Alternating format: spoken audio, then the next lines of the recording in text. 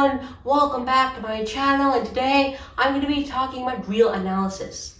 Now in this video specifically, we're going to be talking about some of the most important concepts in real analysis itself, namely the supremum and infimum of a set. In order to understand this concept, we must define what the upper and lower bounds of a set are, because this is very important in the field of set theory. Thanks to the book Real Analysis, a long-form textbook by Jay Cummings for all the definitions and proofs we use in this video. So let's begin by defining what the upper and lower bounds of a set actually are. Before that, we must define a test case. Now, a test case, in this case, is just an example, which we will be referencing our definitions to gain a solid yet complete understanding of what the definitions of an upper and lower bound actually are. Our test case will be the set A. Now the set A can be arbitrary, but in this case, we'll define the set A to be the set consisting of elements 1, 2, 3, 4, and 5. So this is going to be our test case. So let's define what the upper and lower bounds of a set actually are. The upper bound.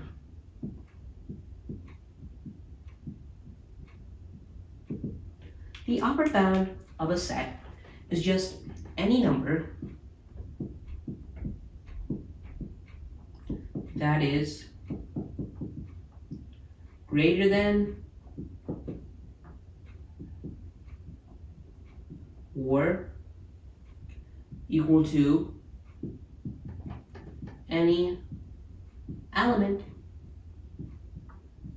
in the set. And a lower bound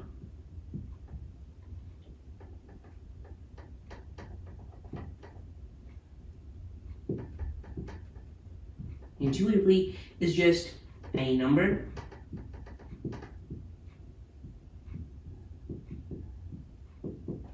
that is less than or equal to any element in the set. So that's what the upper bound and lower bound likewise are, intuitively. So an upper bound is any number that is greater than or equal to any element in the set, and the lower bound is any number that is less than or equal to any element in the set. Now our set is going to be A, which we're going to be considering over here. So this is the intuitive definition. So let's find an example for the upper and lower bounds of this set A. So let's consider the number 7. 7, for instance, is greater than or equal to any element in the set. It's greater than 1, greater than 2, greater than 3, greater than 4, and greater than 5. Hence, 7 is indeed an upper bound. What about 2? So, for the lower bound, it's greater than 1. So obviously, it can't be a lower bound because it has to be less than everything. But on the other hand, it is less than 5, it is less than 4, it is less than 3. But it's equal to 2, but it still is greater than 1. So hence 2 is not a lower bound. On the other side, -1 is a lower bound because it's less than all the elements in the set over here. So this is very self-explanatory, the upper and lower bounds of a set. Now, let's just clarify the definitions. Some individuals might think that 4 is greater than or equal to any element in the set because it's greater than 1, greater than 2, greater than 3, and equal to 4, but still less than 5. Notice that it has to be greater than all the elements in the set, or it can be equal to one of the elements in the set, but it has to be greater than all the others. And similarly, it has to be less than all the numbers in the set, or could be equal to the least number in the set. Now, it's important to realize that the supremum and infimum are essentially just drawing off both of these fundamental definitions. So it's important that we have a firm understanding of what the upper bound and lower bound of a set actually are. So let's define what the supremum and infimum of a set are. The supremum is the least upper bound, whereas the infimum is the greatest lower bound. So as you can see, the supremum and infimum are kind of like the LCM, least common multiple, and GCF, greatest common factor. Now, let's find the supremum and infimum of the set A. Some sets don't have a supremum or infimum, or it can be infinity and negative infinity, but this set does. So the least upper bound. Now, we saw that 7 is an upper bound. So is it the least upper bound? Well, 6, for instance, is still greater than all of the elements in the set. But what about 5? 5 is greater than 1, greater than 2, greater than 3, greater than 4, but it's equal to 5. It satisfies the definition. 4 cannot. So 5 must be the supremum, least upper bound.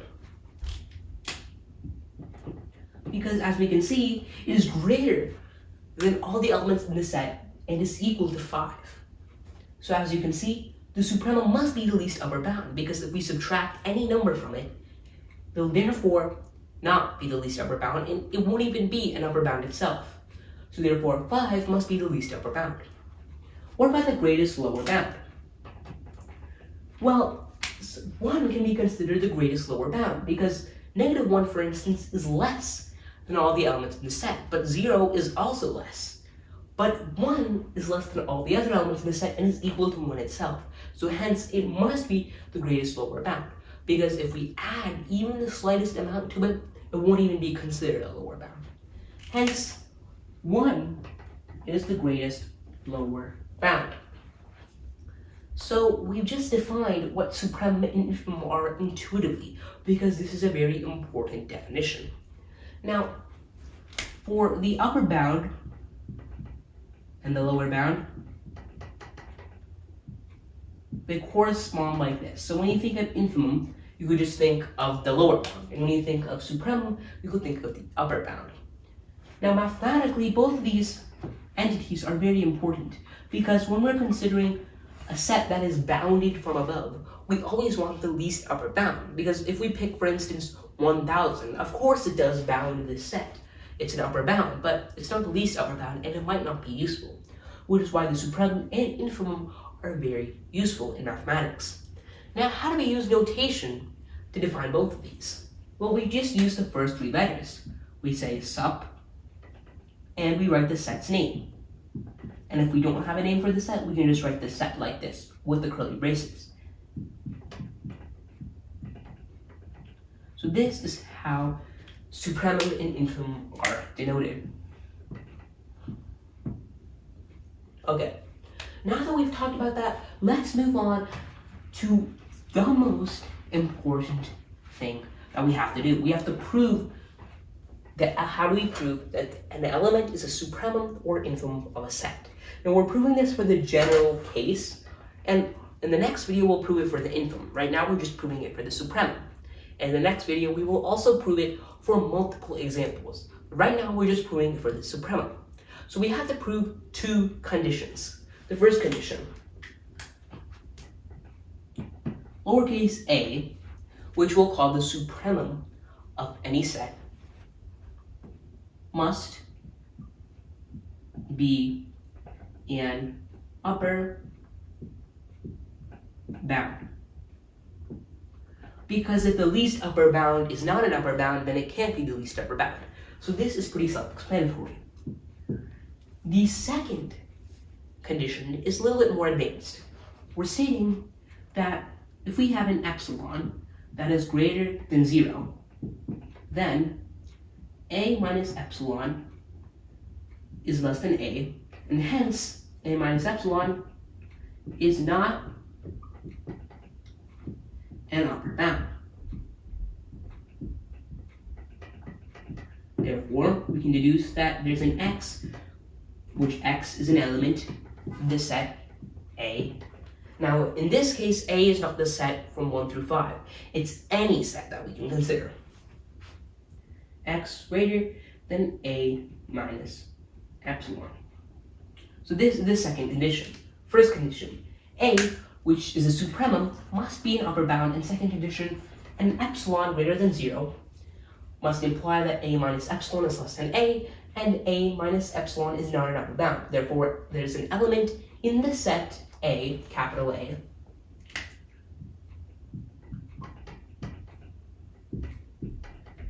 that must define that X is greater than A minus E.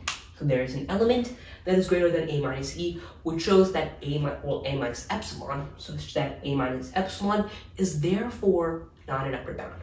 So you might be wondering, what is epsilon? Epsilon is just a very small value. If you want to learn more about epsilon and its application in calculus, please visit my video on the epsilon delta limit formulation. Okay, and epsilon delta limit proof. Okay, so let's continue. So right now we have to prove the first condition. So we're gonna let that this supremum of A, which is in any arbitrary set, has to be A. Now, since the supremum is obviously the least upper bound, then A has to be an upper bound. So hence, proven this. Now the next part is a little harder. So we're going to say that B is an upper bound.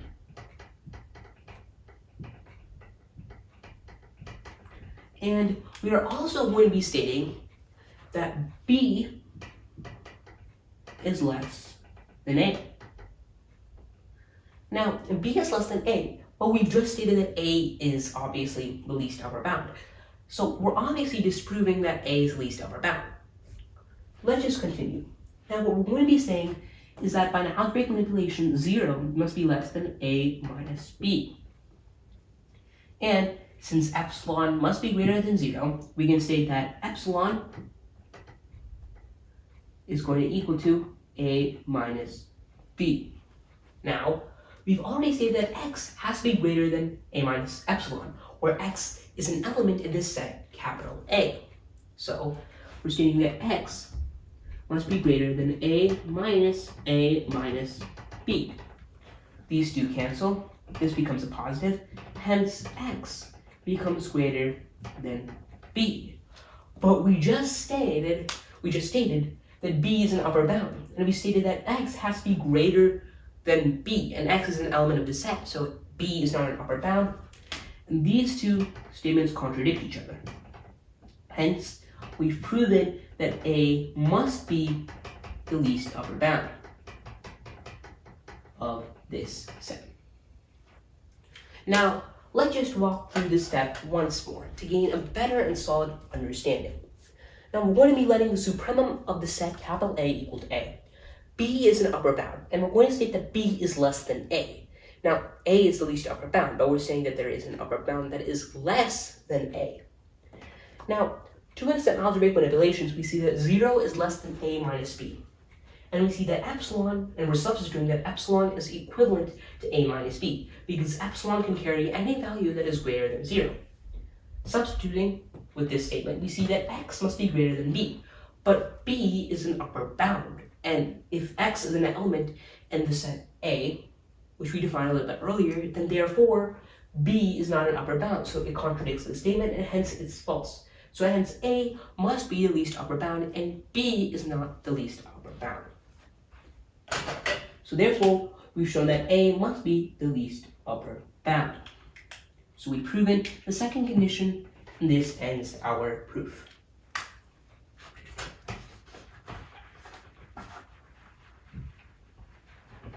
Now, we've talked about this, let's review, and then we can make this video to an end. So what is the supremum and infimum of set? Supremum is just the least upper bound, and infimum is just the greatest lower bound. What is the notation involved? The first three letters of supremum, followed by parentheses, and then the set's name, or just the set itself, and parentheses is the notation for supremum, and likewise the same for infimum. How do you prove that the element is the supremum or infimum of a set? Well, we just showed how we prove for the supremum case, and the next video will show for the infimum case. Now that we've talked about that, we can make this video to an end. If you like this video and if you like this channel, please subscribe to learn more. Thank you.